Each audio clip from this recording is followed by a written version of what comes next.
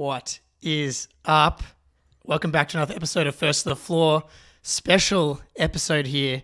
I'm joined by the co-host of the You Know Ball podcast, subscribe to the You Know Ball Patreon, and the trade slop wizard, not to be confused with the slob wizard. I think we got to make that incredibly clear. Please make sure that people know the difference. Trill, how we doing, man? Doing well. Thank you for having me. Appreciate you having me back on. And yeah, it is the craziest week of the year for me. Although it's been slow to start, I'm hoping that things look up by the end of the week. Yes, Isaac and Koro, not the names we're looking for a few days out here, but I'm sure we'll all talk ourselves into a few names over these next few days. Absolutely, you always do. And I mean, right now it's slow, but I'm just hoping that the majority of it is just teams keeping their cards close to their chest, as they usually do. But the Siakam and OG trades happening, a month out, did throw a little bit of a wrench in things. We're not really used to those kind of bigger trades happening in season as much, the James Harden trade aside, because Daryl Morey's a psycho, and that's kind of how he operates.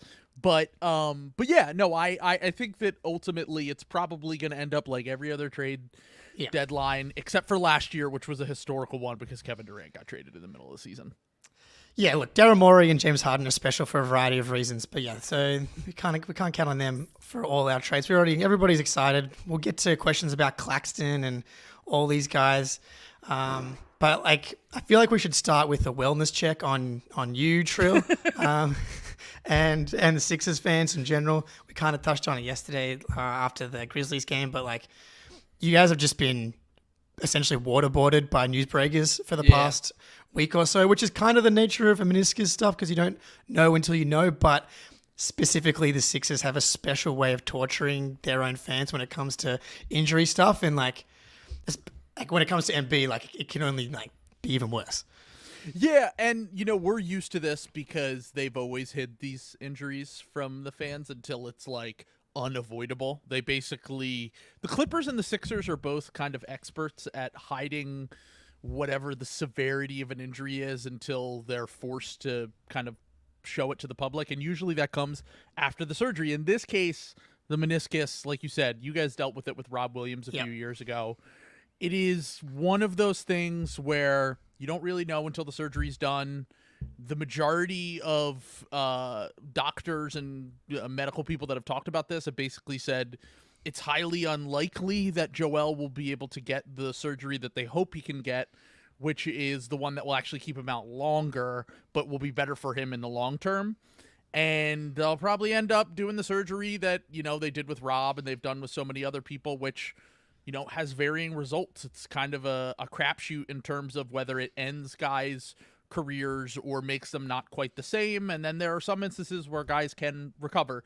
The thing I will say is that Joel Embiid has had an incredible career when you consider the fact that he was never really even supposed to be here in the first place after his season in college, his pre-draft stuff, missing his first 2 seasons, having meniscus surgery in his 3rd season. The fact that he even got to the point where he was an MVP level player in his career and then dealt with all these little nicks and bruises all throughout the year. This is the first time since his rookie season that he's missed 10 consecutive games, which is wild to me because I always think about Joel as a super injury prone guy. But, look, it really sucks, but it also is kind of, the nature of you put your guys out there, you're putting them to risk, especially guys with injury history and guys that are playing injured. And I think the team messed up majorly by letting him play in that Golden State game. Yeah, that's the biggest takeaway for me is that that was just complete negligence. That was insane that they let, and not only to let him play, but to let him play the second half too. That's just insane to me. I'll keep you updated, but I thought we had a slop drop because I got a Woj notification and it says Cleveland Cavaliers All-Star guard Donovan Mitchell plans to participate in the 3-point contest. We got to ban this stuff. It's such bullshit. During trade deadline week, you're not allowed to tweet about the 3-point contest, and I don't want to hear it. Remember a few years ago when Woj was doing the Giannis podcast? And it was everyone was had their notifications on, and every few hours you would get in 2013, and everyone was like, "Shut up, Woj!" Dude. So, I mean, Sam Hauser snubbed from the 3-point contest. That's all. Tyrese Maxey too, yeah. Unbelievable. Who, side note, I think Jason Tatum may have overtaken Tyrese Maxey in pull-up 3-point percentage on the season, which who could have seen this coming? It's been tough for Tyrese with the pull-ups. Well, I guess that's a good point here is that, I mean, he's a little bit overtasked and Embiid was a little overtasked on this. As good as they were, and it's a weird spot for Celtics fans. It feels like that Drake meme where Kevin Durant tore his Achilles in the finals. And it's like, obviously, we talked about it yesterday. Like, we don't want anyone to like be injured, but it like objectively is better for the Celtics if Joel Embiid doesn't play this year. Because we were in a place where I personally was like, the Sixers are easily the biggest threat in the East to me. The way that Embiid was playing, the lead that Maxey had, and now what the Sixers are able to do at the deadline relative to the Bucks, they've got like fucking Morey did it again with the like I thought it was over, and they so did I. I mean, last time I was on, remember I was like, it's over. Yeah, blow it up. Who cares?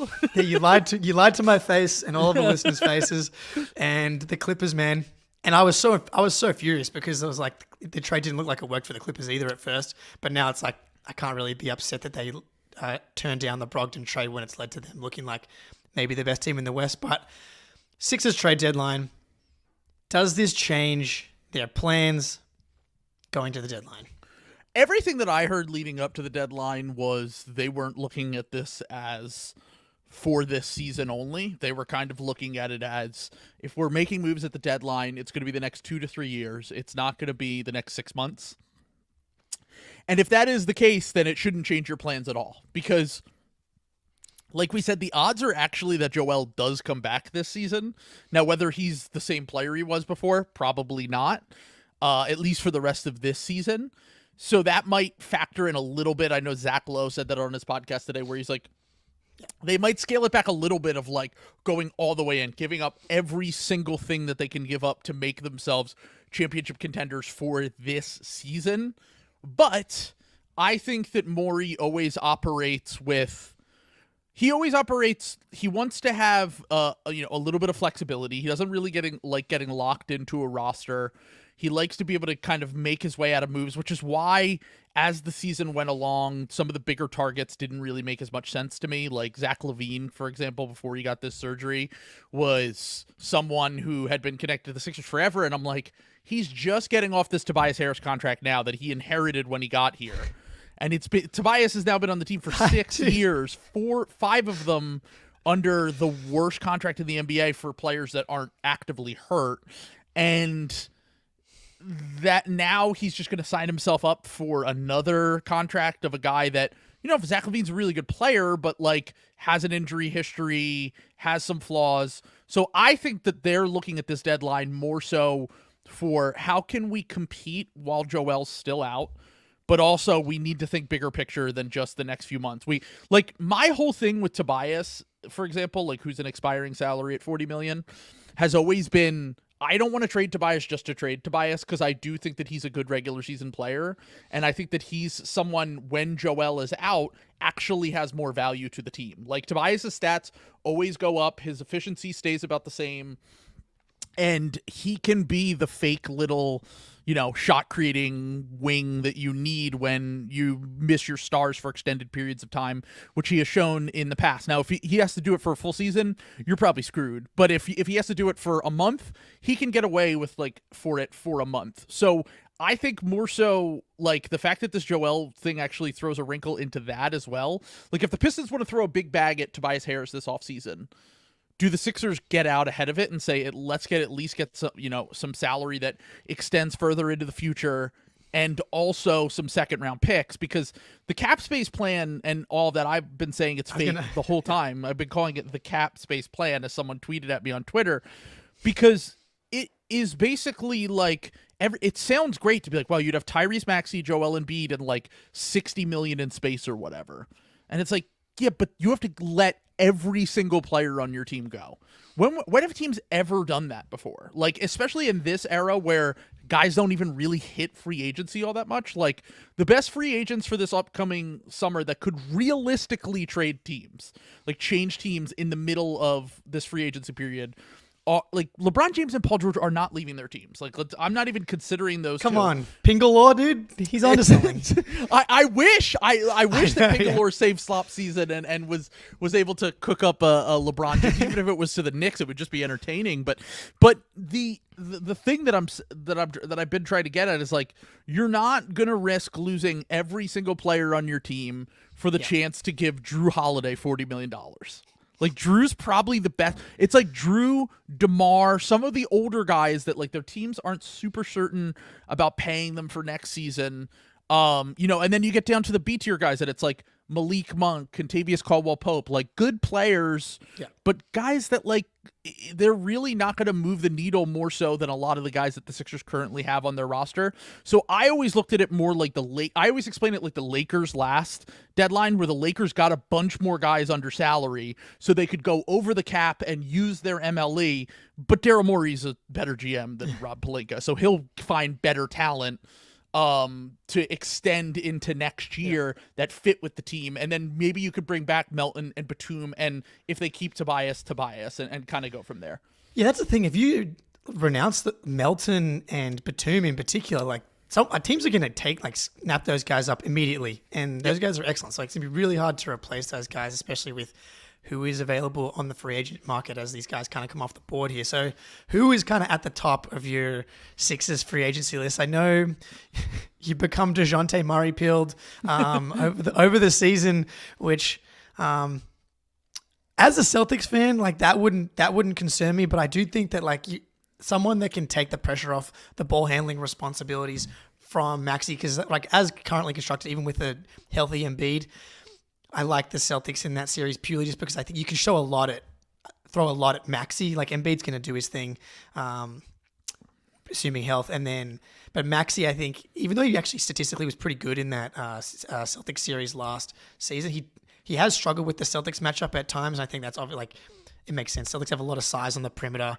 and if you're getting the ball out of Maxey's hands or forcing him to really make a lot of plays, there's just not a lot of release valves for him currently on that roster. So that's the idea, I would imagine. Yeah, that's the thing with Maxey is that people think it's an insult when I say this, but it's not, because Maxey's my favorite. It's kind of like how Celtics fans acted about Marcus Smart, where I'm incredibly defensive of rationally, and he's the one of the top 5 players in the NBA. That's right. Just I'm very defensive of Maxey. But I think the way that they've currently constructed the roster actually doesn't maximize Maxey at all. It's the opposite. In fact, it's kind of overtaxing on him, especially now with this Joel injury, where Maxey is one of the rare players where he, the majority of guys, when you're talking about if this player were to be traded to that, for example, DeJounte is a good example of, he doesn't fit on a ton of teams because he kind of needs the ball all the time, and he's not the most efficient, doesn't get to the line a ton, isn't a great 3-point shooter.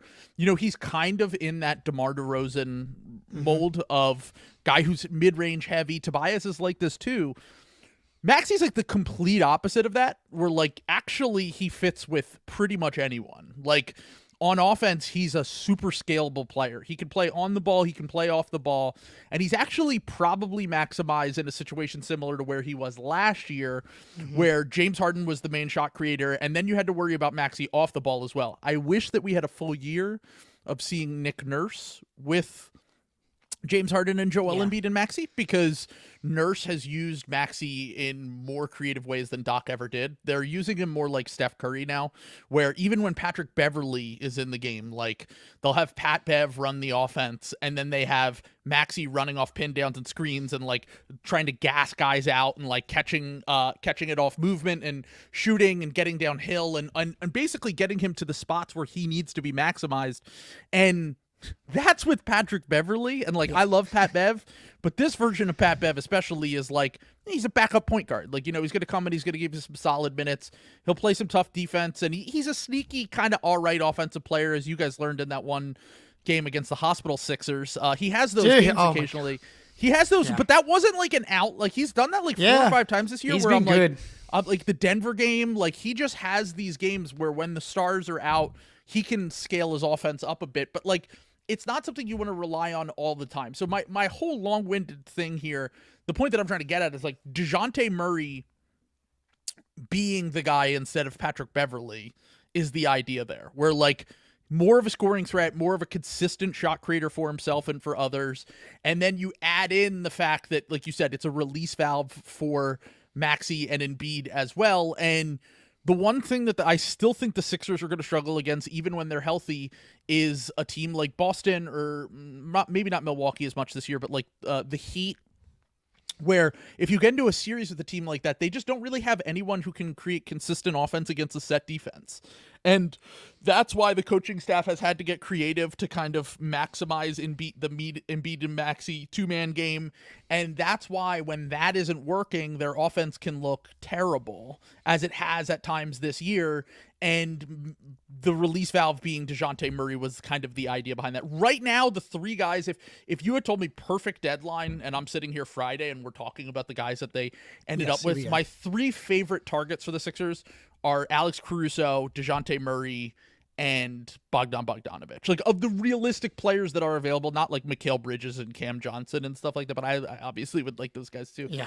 But of the realistic guys that could be available, I think those are my three guys going into this deadline, and we'll see who else springs available. Are you saying all three or one of three? I would say I would be happy if we got one. I would be thrilled if we got two. And I know it sounds insane, but I actually think Caruso of all those guys is going to have the highest price, just because he's a player, like he's another guy. He fits on any team. Like one of the best point of attack defenders in the NBA, good play connector, improved shooter. And that kind of role player is just really valuable. Whereas guys like DeJounte, they're clunkier fits and they're really only a few teams. And I think that DeJounte, if he does get traded in this week, is going to go for way less than people think. Yeah, well, it's too bad that Daryl Morey is a liar and James Harden couldn't stick around for one more year. But because that is like the perfect, like in theory, James Harden, because Maxey is insane when he's off the ball. Like he really is. I've seen you compare him to Steph Curry at times, but like the way that he plays off ball, like the catch and shoot stuff from range. And so that's why you need another ball handler. Absolutely. So yeah, but the line for Caruso is going to be very interesting to like. I feel like everybody wants him. The problem is that the Bulls don't seem interested in moving him or anyone, or do you think that's just smokescreen? Well, so for what I've heard, Drummond is definitely getting traded. I mean, that's your guy. I think, and we'll probably talk about it for your Celtics as well. But Drummond is the one guy that's definitely getting traded. DeMar is more up in the air because they haven't been able to come to a contract extension here. And then in addition to that, I think Caruso, I think they've set the price at 2 firsts.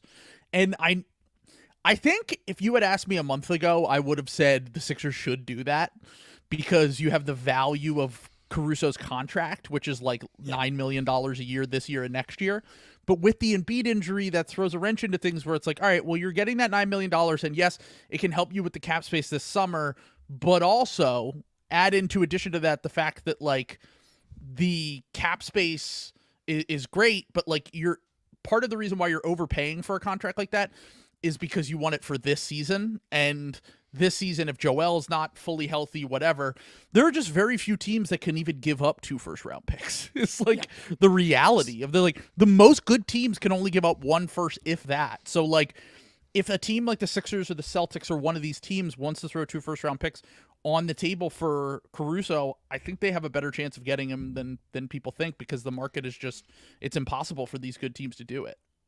Yeah, it's crazy how few teams have first-round picks now. Like the Bucks have pretty much nothing to trade, and we'll talk about them briefly, I think, before we jump into the Celtics here. I know everybody's thirsty, but we'll jump into the Bucks and then we'll get into the Celtics. But first, importantly, Schadenfreude. The Sixers. Schadenfreude. The Lakers. Schadenfreude. The Heat. Schadenfreude. Milwaukee Bucks. Schadenfreude. Warriors. Schadenfreude. important distinction. We didn't play that before we talked about the Sixers because we don't celebrate injuries here on the first of the floor. We would never do such a thing. But something that Sixers fans and Celtics fans can definitely unite in for the first time in a while, it feels like, is the disdain for the Milwaukee Bucks, especially now that Doc Rivers has gone there. I mean, I've got a tweet from you here to pop up in a second. But so since firing Adrian Griffin, the Bucks are now 3-4. They blew a 20-point lead to the Utah Jazz yesterday. Their best win, they had the dead cat bounce in the first game against the Bucks with Joe Prunty in the first Cavs game, and then their nice win was against Dallas, who no Kyrie, no Lively, and it took a 48-point Giannis bomb as well as Dame Lillard literally shooting 100% from the field in order for them to get a win against Luka. Giannis rolls his ankle in the first quarter, and then Luka's limping around for the rest of the game. The Bucks seem pretty cooked to me in particular, and then we got a report today about Bobby Portis potentially being traded for Grant Williams, which is hilarious for several reasons here. But on the Bucks, Eric Neem from The Athletic, when asked what essentially turned into an 8-man rotation tonight, Doc Rivers said he probably should have let Robin Lopez play a bit more than 4 minutes and lengthen the rotation to 9 players. And TrillBroDude, he's so back. So, Doc Rivers probably better than anyone. But yeah, explain yourself. He's just unbelievable, dude. He's a caricature of himself at this point where when he does... I will say I enjoyed the Doc experience last year more because we were actually winning and it felt a little bit different, and it really was up until game 6. It felt like, oh my God, we're up on the Celtics in a series. I don't think that had ever happened before. We won all these games after a slow start in the regular season. We kind of turned things around. We had the most comeback wins in the NBA of any team last year. It was the exact opposite. And then obviously we don't make any adjustments in game 6 and 7 once you guys make the adjustment to the double bigs. And it's kind of more of the same. Now, look, I came on your podcast before and I said I don't think Doc was the reason the Sixers lost that series.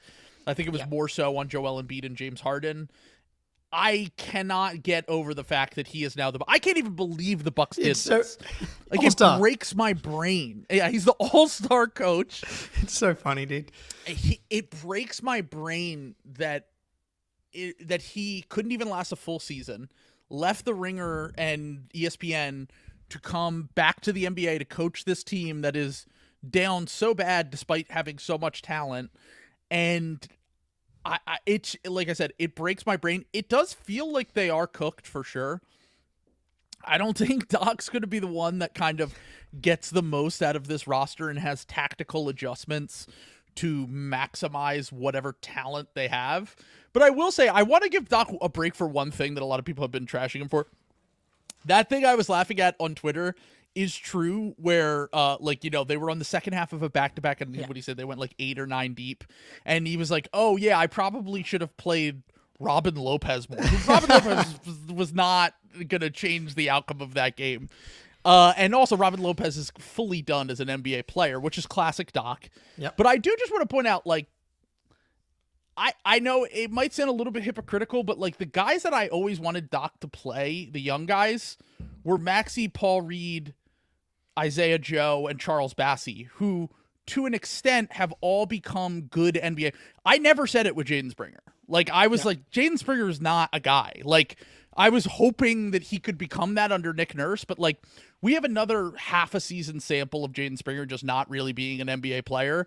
And I see people losing their mind about Marjon Beauchamp and Andre Jackson Jr. not playing, and I'm those guys are not good. I've talked to Bucks fans and they're Andre Jackson Jr. might be something, but he's a rookie and whatever. So I do want to give Doc a break from that standpoint, but I do also think that this is just hilarious that they thought that it's the Lindsay and Tobias from Arrested Development. It never works for people, yet they keep deluding themselves into thinking it could and blah blah blah.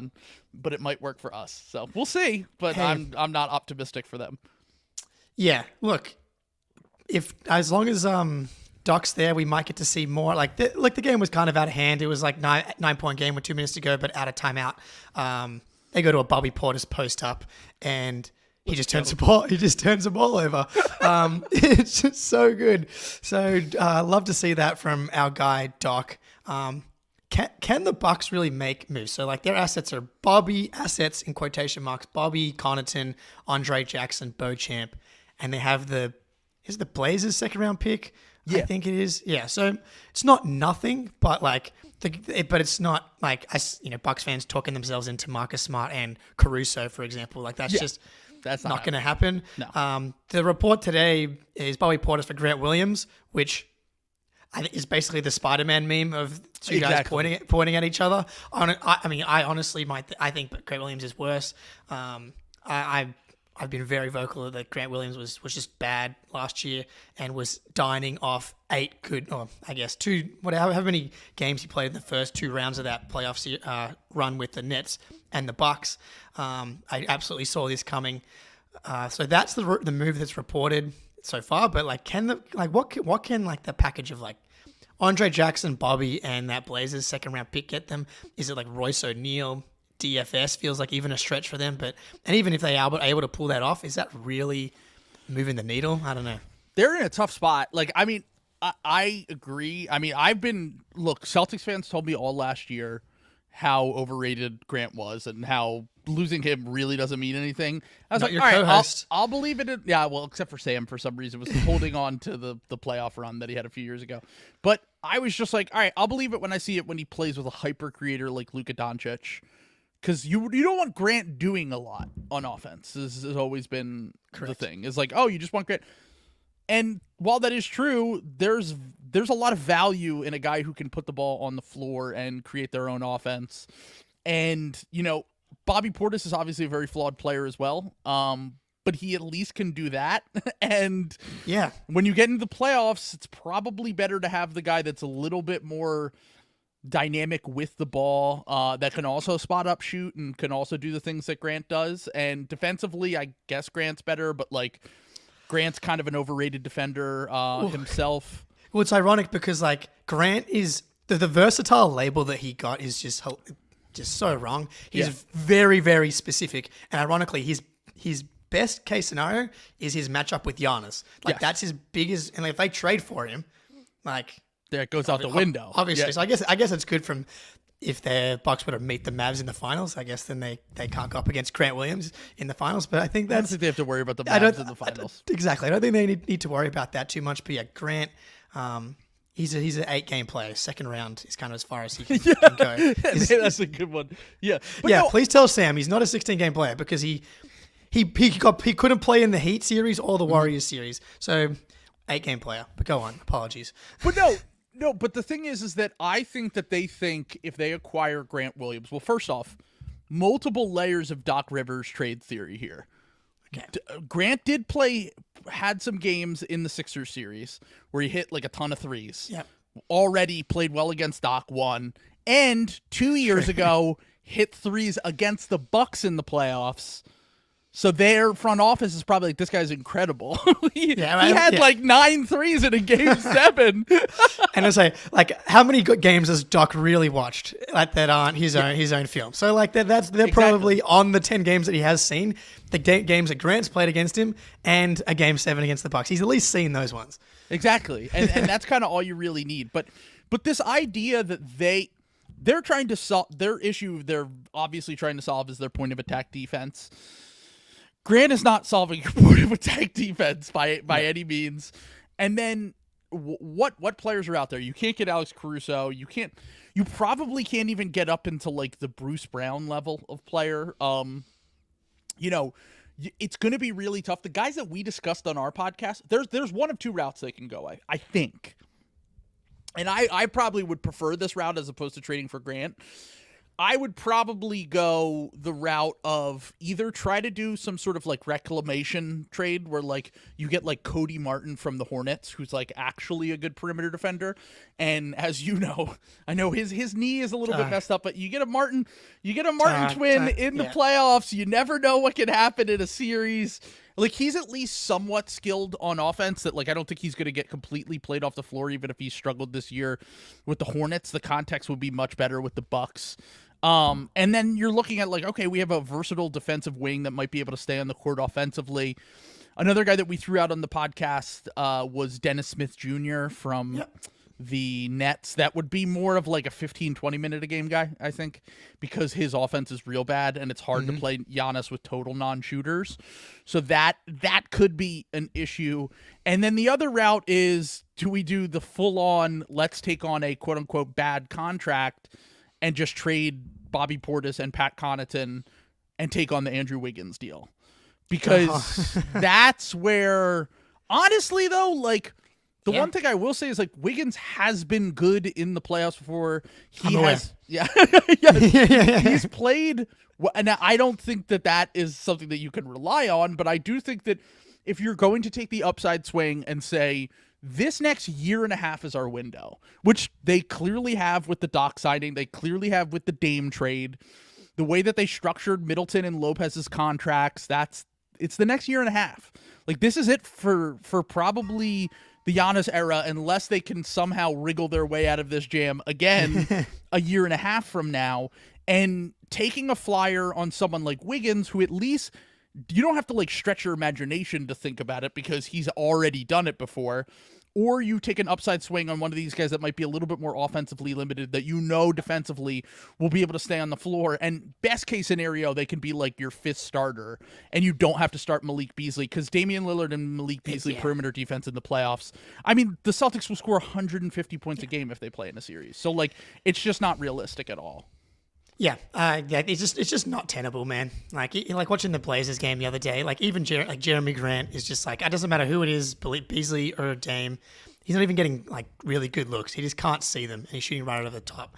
Yep. So they're in trouble. Like that Wiggins thing, actually, that's a good idea, and like that's probably where they should lean, because they should probably swing for it. That would actually worry me a fair bit here. All right, we'll get into the Celtics here, but first I've got to find the ad read, and then what everybody's been waiting for. Happy Super Bowl to all who celebrate from FanDuel, America's #1 sportsbook. If you're like me, Super Bowl Sunday is all about scoring the best seat on the couch, grabbing your favorite football snacks, and placing some super bets. I love Super Bowl Sunday, though. It's actually Super Bowl Monday here in Australia. You take the day off work along with your two other friends who like American sports. The pubs open nice and early for a 10 a.m. kickoff. It's a beautiful thing. I'm picking the Chiefs this year, who are slight underdogs, but I just can't not back Pat Mahomes. With FanDuel, you can also take the over on Chris Jones and Nick Bosa sacks at plus 200. FanDuel has so many ways for you to end the season with a W, or 2, or 3. Not only can you bet on who will win Super Bowl 58, but FanDuel also has bets for which players will score a touchdown, how many points will be scored, and so much more. New customers join today and you'll get $200 in bonus bets if your first bet of $5 or more wins. Just visit FanDuel.com/Boston to sign up. That's FanDuel.com/Boston. Make every moment more with FanDuel, an official sportsbook partner of the NFL. Shout out Ben for the new ad read. I wonder how much research he had to do for that Patty Mahomes pick, because I know he doesn't know anything about the NFL. But I was going to say, he doesn't know about the Brock Purdy devil magic. So the 49ers are winning the Super Bowl. It's Celtics and 49ers are winning. They're getting over the hump this year. I've already Michigan, 49ers. Yeah, exactly. It's the year Celtics. Of getting over the hump. I bet the Chiefs to win the Super Bowl before every season, because it's an emotional hedge between Patty Mahomes becoming the GOAT over Tom Brady, and every year that he doesn't is a year less likely that he achieves that. And Smart.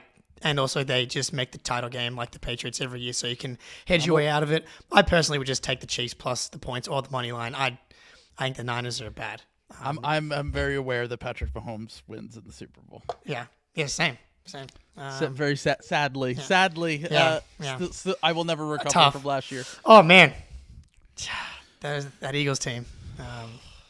Special. Well, we'll move on to another team that's caused you some pain, I guess. The Celtics. So, by the way, I didn't really lay this podcast today. We just kind of started talking. This is the trade deadline podcast, obviously. Trill operates the Ball podcast.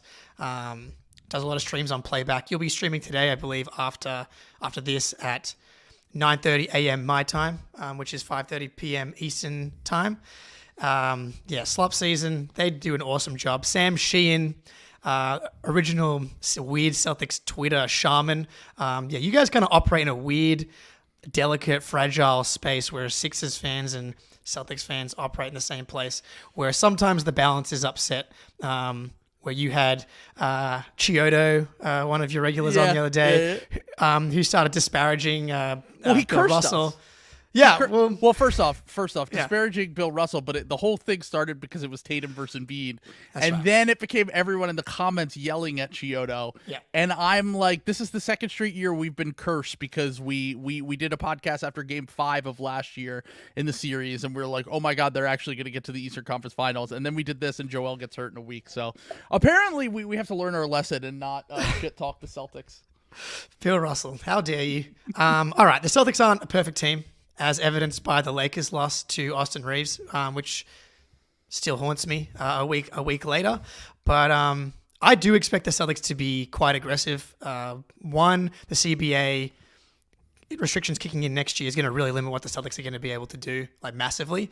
Brad Stevens has proven, so far since taking over, that he's made a pretty significant move at most chances, whether it's a Derek White trade at the deadline, the Malcolm Brogdon trade, Al Horford, like every chance he's gotten, he's like made a swing to make this team better if it's possible. Mike Muscala, don't forget Mike Muscala. I mean, the Gallinari ACL, yeah. it hurts me to this day. Yeah. And also, like, they have the assets and they're this good. Like, if you can make a move to improve your chances of winning the title when you're already this good by 1%, you should absolutely do it. There's obviously a balance between like blowing your load unnecessarily and saying screw it to the future. But Brad's done a really good job of making trades both for the present and for the future, getting extensions done. So just to run through the assets here, the Celtics own their own 2024, 25, 26, 27, and 2030 first rounders. They have 5 second rounders. Some of them are complicated, but for this upcoming season, they have a Bulls or Pelicans pick, which the Bulls one was looking really juicy early, but they've kind of stabilized. A Dallas pick and a Spurs top 55 protected pick for the upcoming season. So, like, they've got 5 seconds and 4 firsts, I believe, to move coming into the deadline. I may be getting that wrong with the consecutive picks, but I'm pretty sure they've got a fair few that they can move. And then, they've only traded the one pick that they got in the Marcus Smart trade, which they traded for Drew Holiday, which was the Warriors pick, so that wouldn't affect their pick for this year. And then they traded the far out pick, which was, I think, 2029 in that. The 2028 swap with the Spurs. Right. I forgot about that because of the Derek White trade. Yeah. And then young player assets, Peyton Pritchard, Sam Hauser, and Jordan Walsh. Huge performance, 2 points, 1 assist in garbage time of the Grizzlies game yesterday, which we're all very excited about. So they've got moves to make, absolutely. So tier 1, Kelly Olynyk, Denny Avdia, Alex Caruso. That's like if Brad wants to like put in Peyton Pritchard and stack some of these contracts, they can get to that $9 to $12 million range. There was a report that Brad's interested in Kelly Olynyk today. I think Denny Avdia is at the top of my list though, because like your big wing can like he would be able to play legit playoff minutes, like legit good defender, 6'9". He could play in a variety of lineups. I think this is the one. I've got here it is. Nope. So many trades. Here we go. Denny Avdia, there is the poison pill thing. So like I don't believe he can come back into the Grant TPE because with the poison pill, we will be receiving $12 million. Yeah. So it doesn't fit into the Grant TPE, so it'd have to be Pritchard, O'Shea, Svi, Lamar, Banton, a first-round pick from this year, and then that good second-round pick. That's basically as good as they can get unless you start to include like Hauser and Walsh. I'm not sure Brad puts in all of those young guys for Denny Avdia. One, is Washington even going to move Denny? Is he available? I see a lot of teams thirsting after Denny. Is he even on the table? Is that a deal you think that could get something like that done? Well, it's weird because Ted Leonsis, we talked about this on the podcast recently, where Ted Leonsis was like, we need draft capital. And we're like, after all these years of you saying we don't care about draft capital, we don't want to rebuild, now you're like going complete opposite direction, where like Denny's a good young player on a good controlled contract.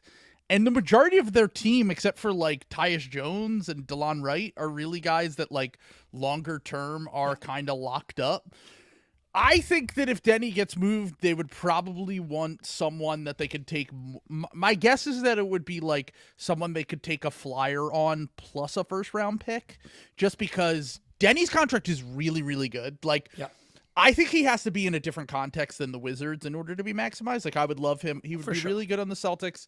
He would be good on a team like the Jazz or the Warriors that has a lot of ball movement and operates with more space. Because offensively, the one thing is that I don't know if he fits into Missoula ball as well as some of these other players just because he's not really a shooter. Like, he's a very low volume guy, but he is offensively the kind of guy that every team is looking for in terms of, like you said, big playmaking wing, can score inside, is probably going to make the right play a lot. And I think his value could look something a little bit like what you said. I mean, the salary matching is weird, but and 5-for-1 trades are pretty rare, although Brad has made them in the past. I was going to say, he has kind of done it. That was in the offseason, though. So they're a little bit more common when it's like June or July. But the kind of the only thing, if I'm the Wizards, is like, if I'm trading all these guys, unless I'm really high on Peyton Pritchard, which I don't imagine they are. Ridiculous. I know. It's slander to come on here and say. He's basically Tyus Jones, 5-1 assist to turnover, but can shoot it from deep. There you go. There you go. Perfect. But the reason I say this is, if they're looking to get a first round pick back, the Celtics' first round pick this year is not a good pick. We already know the ad nauseum with the bad draft stuff. That's more about the top end of the class anyway. It's like a whatever draft once you get past that top range of guys. But like, if they are not able to get a better first round pick than probably the 30th pick in the draft, then I would imagine that they'll probably just be like, we could just trade him in the offseason. Why are we doing this now? So if the Celtics were to be like, all right, we'll trade you our first round pick a few years out, that might be a little bit different. And I also think that's a worthy risk if you think Denny can be like a starter level guy, which I think in the right context, he probably can.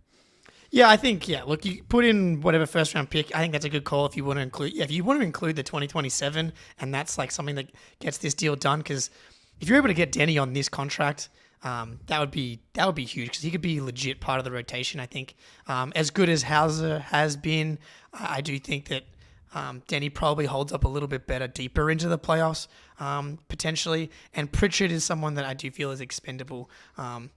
Once you get past even the first round, second round, depending on the matchup, he's someone that I think could struggle to stay on the court. I'm not. That's a pie in the sky. Like, I would be absolutely thrilled if that happens. The other two, like, speaking of the Wizards, there's one that someone replied to me on Twitter, which I forgot to upload, which I'll upload very quickly. But it's a 3-teamer with good friend Danny Ainge, because Kelly Olynyk popped up here. So, firstly, you don't think Kelly Olynyk's going to get bought out, right? That's like, I don't. At least not from the Jazz. Where in this scenario, you do like this 5-for-1, and then like the Jazz are the guys that get the 4 players. Mm-hmm. And there's like a under the table deal where they will buy out Kelly Olynyk. The Jazz get back. This is probably not enough right here. O'Shea and Johnny Davis, like, they need like you draft guys can't capital. sign buyout guys though. We can if they make less than the mid-level exception. True. Right. Yeah, it's the less than the MLE. Sure. So this would be unreal if you're able to get DeLon Wright in this trade, and then there's like you're so greedy. Of course. We're going to get Kelly Olynyk, but we're going to get him on a buyout. We're also going to get DeLon Wright. Unbelievable. Well, it is really funny because I do think that I mean, if there's I know it's hard for you guys to get to the Kelly Olynyk money because the only real tradable salary that isn't in your rotation fully is Peyton Pritchard, and he's poison pilled, so it's kind of weird. Yeah, which goes out, it's like 6 mil out, but so it's really got to be 4. It just makes trades kind of hard and weird. But the Kelly thing is interesting more so. Like, I'm not really sure what to think of DeLon Wright at this point in his career. He was actually his playoff stats are like kind of sneaky good. Like, his advanced stuff in the playoffs has been good. I know that he played well in the Heat Hawks series like 2 years ago. And I'm not really sure where he's at this point in his career. He's a guy that's he's been good on certain teams. He's been bad on other teams. He's another guy that is not a high level shooter by any means, but he's definitely a guy who can put the ball on the floor, can create a little bit of offense, and defensively is gonna, provide some some juice for your point of attack and a Celtics defense that's already pretty much versatile and arguably the best in the NBA right now, it wouldn't hurt just to kind of lean in a little bit more to your strengths, I would imagine. I think he's super gettable, though. Like, I think that if I were the Celtics, like, I don't think he fits into the TPE. I think it's literally his salary's just above your TPE. Yeah. But if you could do... if you could do like a 3 or a 4 for 1 for DeLon Wright and it's just end of bench guys plus a second round pick or something, or maybe even just take on the contract like you had, I think that is probably more realistic than getting Denny Avdia. Just because I think that DeLon is someone that they're just going to be like, well, we'll just take what we can get for him. And I think that he could probably be a 7th or 8th man, and that's really all you guys need. Like, you don't need the problem with the Bucks is like they need a starter. Yeah. They need a 5th starter, and they have nothing to trade. The Celtics have little contracts to trade, but the needs that they have are just so much easier to fill with smaller contract guys.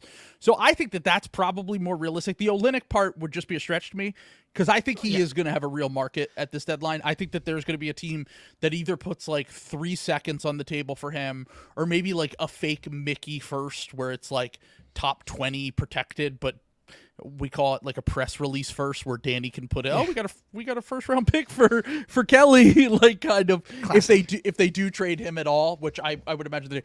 And like the Raptors did. Exactly. And that's also one. I know this is he's one of Sam's favorite players, probably one of the more underrated players in the NBA. Just like in terms of his skill set, there are just very few guys that can do it. It's like him and like Kevin Love and like a few, and Kevin Love's even get up there in age, but guys that can just like capably, rebound, shoot threes, stay on the floor defensively, and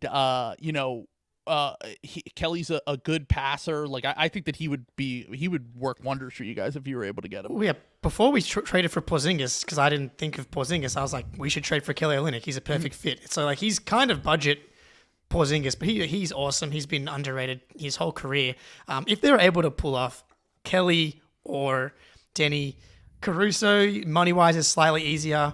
They're able to like overpay or pay like full price for him. If they're able to pull off any of those 3, that's a really big deal and would like really tilt the title chase. I would personally, if it's an option, if they can make it work with the 5 for 1, 4 for 1, I'd pull the trigger pretty much on any price within reason, like without being like, we just gave up fucking 2 first-round picks, Jordan Walsh, for a 1 year of Kelly Olynyk. Like, pay whatever the price is that's within reason for any of those guys, and I think it's absolutely worth it in the context of how close this team feels like to winning a title. Well, but what would be like the one player that you would like if you looked at the top, because you guys have the best top 6 in the NBA. Sure. And then it gets a little bit shaky after that, but you usually can figure that out. What would you say if there was one player type that you were like, we just need this guy to kind of make everything fall into place? Because that's the question that you have to ask. Because, like, I think we might talk about Caruso a little bit, but, like, sure. Caruso is really the only guy I think at this deadline that, like, will have a major impact on the title race if he gets traded. Just because of the fact that, like, we've seen him on a finals team before. We've seen him do well in the playoffs, and we know that he's going to be one of the best defenders in the playoffs, and he's also improved his offensive game a lot in Chicago over the last 2 years. So, like, that is the guy that if you're putting 2 firsts on the table, if you could put 2 firsts on the table, walk away with him, and then you get Drummond as a throw-in, that's the move. Like, that if I were like, I'm pushing in my chips to win the championship this year, Caruso and Drummond. You have Caruso on a great contract next year when you're paying a crazy luxury tax bill. And then if Horford is unplayable, which at times he can be this year, then you have Drummond to throw in there. More slander. For 10 minutes. I mean, is it not true? If it's not the Celtics or the Bucks, or I'm sorry, the Sixers or the Bucks, sure. It feels like there are nights, and he did this last year too, and was mostly fine in the playoffs, except for he missed a lot of threes in the playoffs last year, which is uncharacteristic. Yeah, that's because the fucking Devil Magic dude came and attacked. You still might have to deal with the Devil Magic this year. No, I know. If we have time, they're not the same. I'm sorry, they're not the same.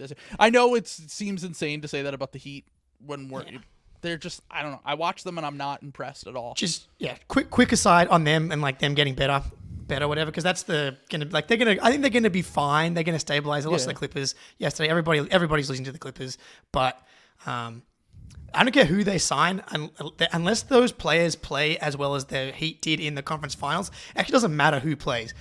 I don't care if they sign like I don't even know prime Klay Thompson. Is he going to score 20 points per game on 60-50 on 6.4 fucking 3-point attempts per game from Caleb Martin, which is a career high like in any sample size. So like it doesn't actually matter who they sign. Because unless they play at the level that they played for that specific 7 games, it doesn't matter. So I'm absolutely with you. Or like the Bucks series, the Duncan Robinson shot like 75% Correct. from 3. It's just unbelievable shit. Yeah. It's like it's literally that's what I've been trying to say. It's like this was like a once in a lifetime. Yeah. We've never seen it before.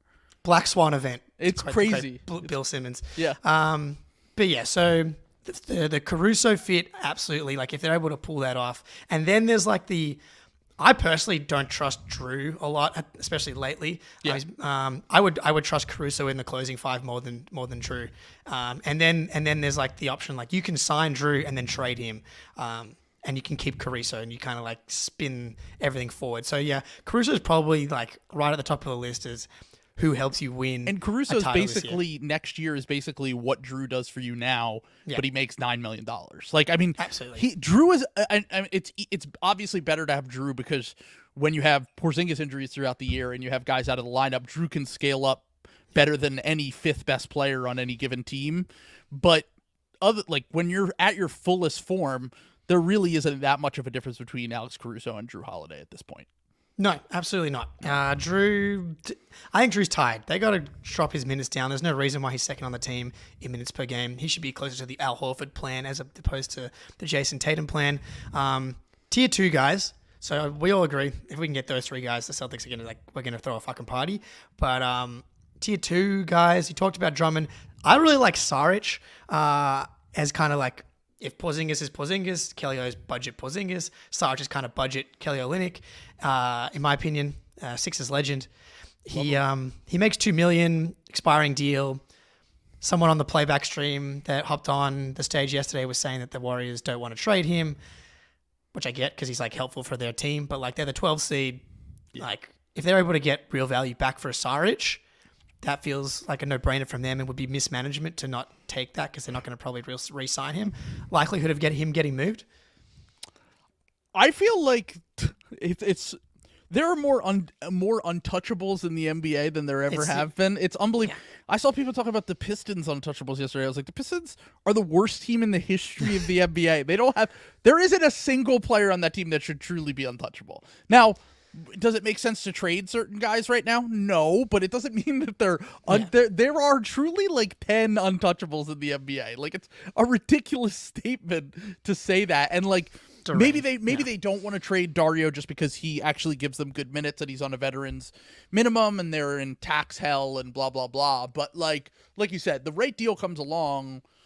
Either the Celtics are giving you someone that you're interested in or you're getting multiple 2nd-round picks and you feel like you need to start being more future focused, which it sounds insane to say that with a guy when Steph Curry's on your team, but like this team isn't good enough. Like this team is really like we should start worrying about next year level of because like even if they get into the play-in, they have to win 2 games to make it to the 8 seed. And like who knows what can happen from there when you have Steph Curry on your team, but I think they were lucky to win a series last year. I think they performed way over their head.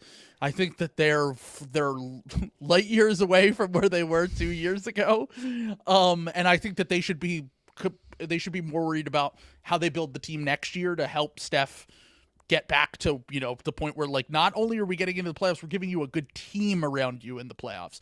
Dario's a guy that like I think could have, like you said, I don't even know if he's like that far off from Kelly Olynyk, to be honest. Like I think that Kelly's a bit more spry than Dario. Dario moves very, very slowly. Yeah. And is certainly, it's funny because people have talked about the Sixers trading for Dario again, which I would be open to now because like who cares? But before the Embiid injury, I was like, the only series I think he couldn't play in is the Celtics series. And now if the Celtics get him, there's no other team in the East that I don't think that he can stay on the floor against. Like, if you were to play him in the Heat series, you could pretty much just match up his minutes with some of their older guys like Kevin Love.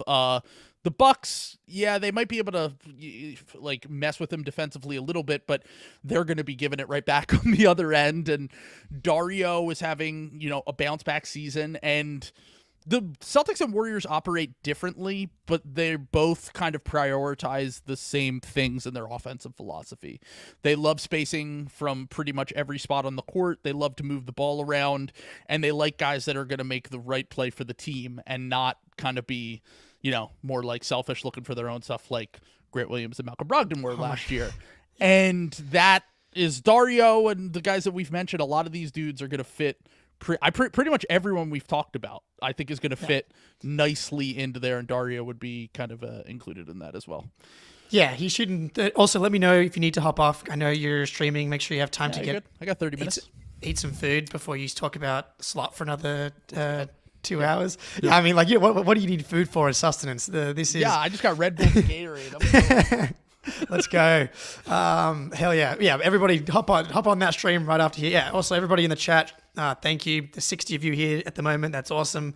We're all hungry. We're all thirsty this time of year. And we can absolutely taste it. 2 days off between two games. Everybody needs someone to talk about here.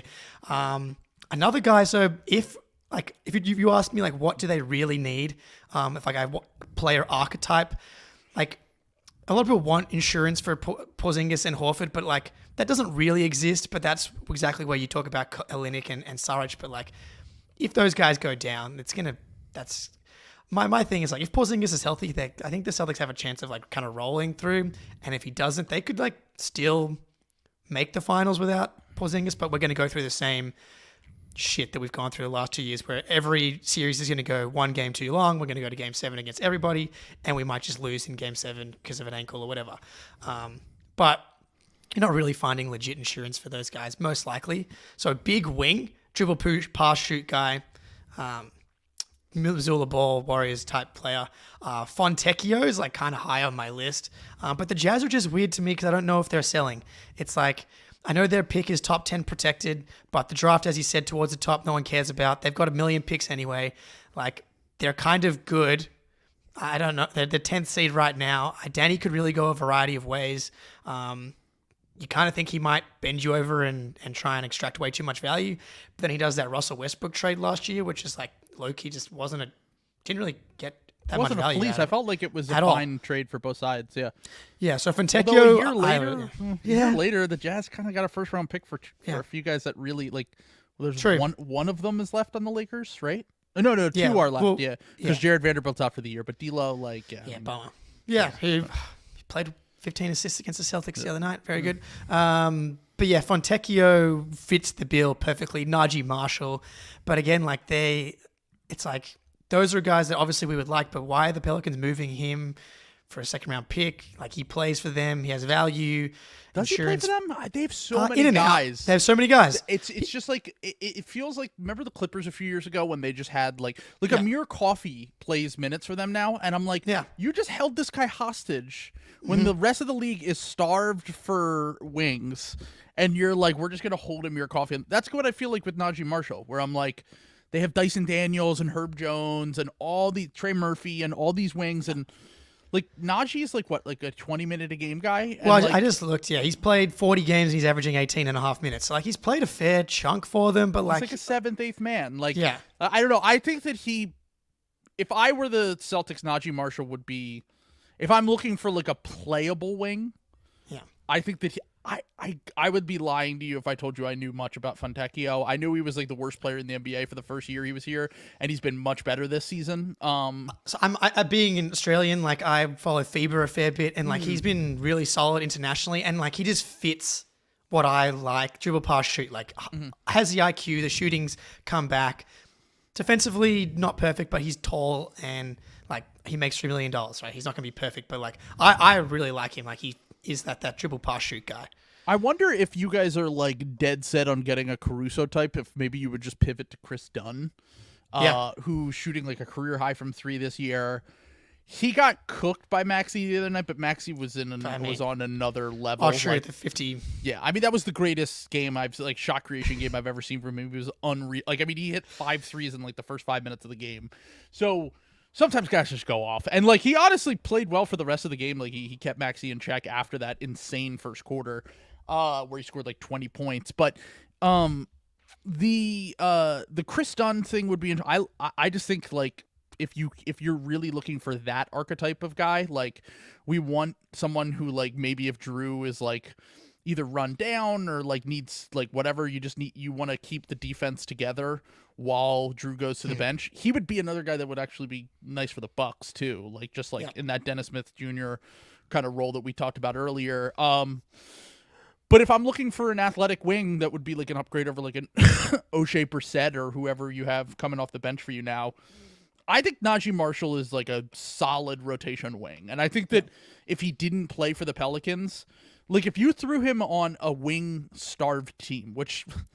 He would start for the Bucks, I swear, dude. He would start for the Mavericks, too, I think. Yeah, I think absolutely. I think there are a few teams in the NBA that he would probably start for, not due to the fact that like he's a great player, just due to the fact that like that kind of player doesn't really exist unless you're like a star, or if you're like one of those role players that's like one of the higher end starter level guys, you get paid a ton of money. So like just to have a guy who can defensively hang and like make open shots and make the right play, and is athletic enough to stay on the court, Najee Marshall's probably could be a sneaky get for a team, I think. And I for a while I thought he was just like a nerd favorite. But the more I've seen him play and the more just kind of I look into his numbers, the more I'm like, I get it. Yeah, I think he could absolutely hold up in the playoffs. Like the shooting numbers this year, like again, like I haven't watched a ton of him, but he's 37% this year on 2.2. Yeah. Like the volume's not awesome. I'm kind of Fontecchio peeled. Like I think he would be fucking perfect for this team. But I just don't know where Danny's head's at. So he's like high on my. Well, Danny will make the right deal if he. Yeah. If he gets a deal that he likes, he's never going to turn it down. Like I think Laurie is even. Like they said, like. Yeah, you want to make us a Gobert offer, we'll take it. Like, we're not going to not take the crazy offer that you put on the table. Danny's always open for business until he has a championship contender. Like, that's kind of always been his MO. Yeah. All right. So we'll get out of here. There's obviously like the tier 3 team kind of guys. Like, I think that if they don't get these other guys, like Drummond is in there, but even then, like, I'm not really that concerned with him. Like, he'd be good from regular season minutes here and there, but I don't really want to play him in the playoffs. Hold on. Yeah. This is my thing with Celtics fans, where they're like, I don't know if that guy can play in the playoffs. And I'm like, well, that guy can't play in the playoffs against the Celtics. Like, but you guys are the Celtics. So I always joke about this in the Discord, where Celtics fans will be like, well, that guy can't play in the playoffs. I'm like, why? Oh, well, he got played off the floor by us a few years ago. I'm like, okay, the Warriors and the Celtics are like their own kind of teams. And the majority, like, what team is Andre Drummond getting played off against in the Eastern Conference this year? Yeah, look, I mean, Maybe it's not Bucks. really he would just he would get every rebound in that series. Yeah, no, like, and look, Celtics fans have been thirsting after Andre Drummond for years, and like now that he's making nothing, I'm totally fine with. Yeah, like I think he would be fine. Conchar, I like, is like the next tier down of wing-ish. He's more of a guard type guy.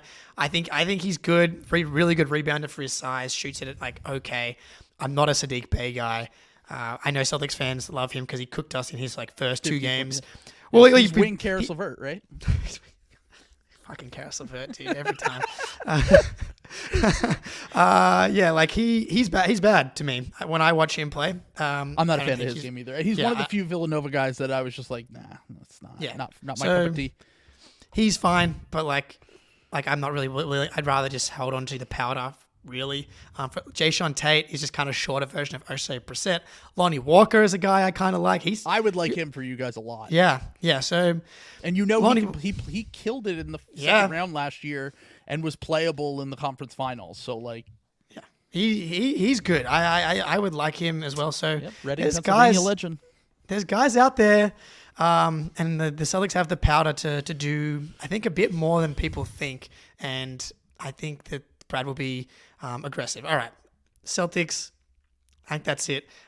Is there one team in the East you think that could make a move that we're not thinking about. Heat might. Magic should. I watched them against the Pistons yesterday. It's just like, just get a guard. fuck. Just get a normal guard.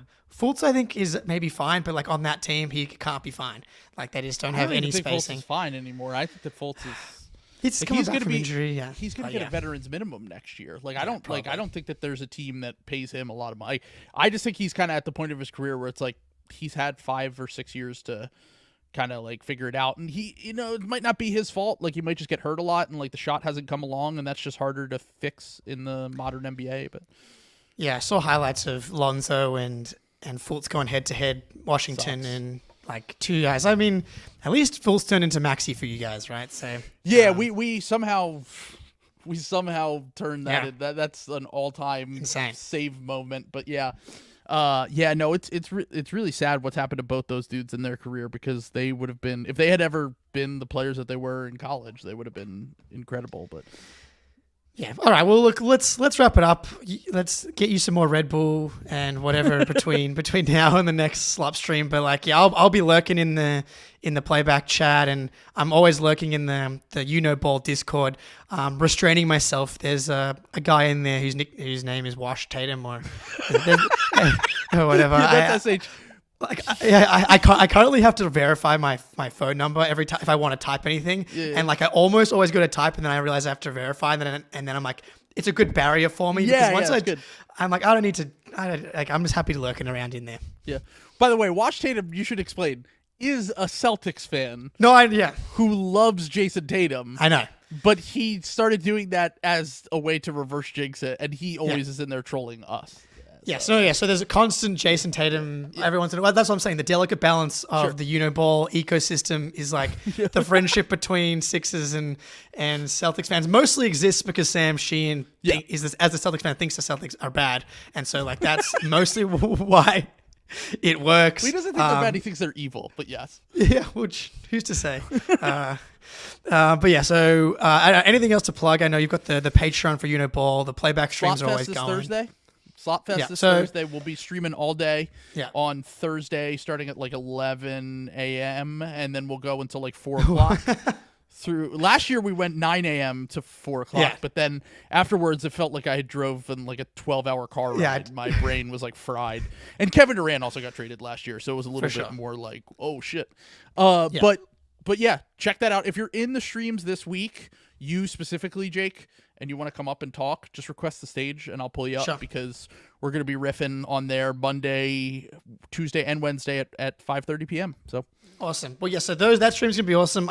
We're gonna be doing whatever the hour before the deadline. So pre and post our stream, everybody. Ball. I'll absolutely be in there.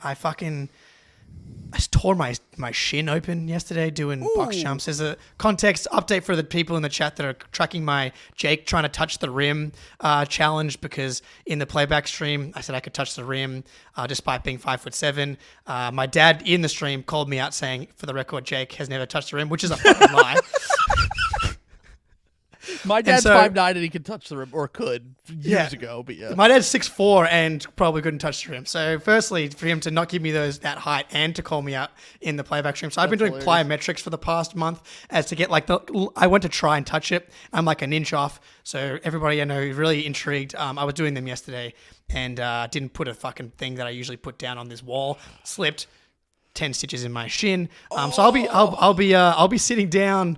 No end of injury season for me. End of season for me. I'll be back in a couple of weeks. Don't you worry. I'm gonna get this video out to this fucking. No surgery for you. Just a procedure. The Sixers said they're gonna go in there and see what happens.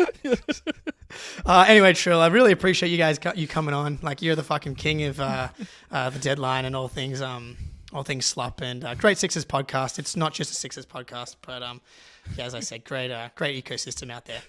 Thank you, Jake. I appreciate it. And I hopefully we'll see you in the streams this week. Looking forward to it.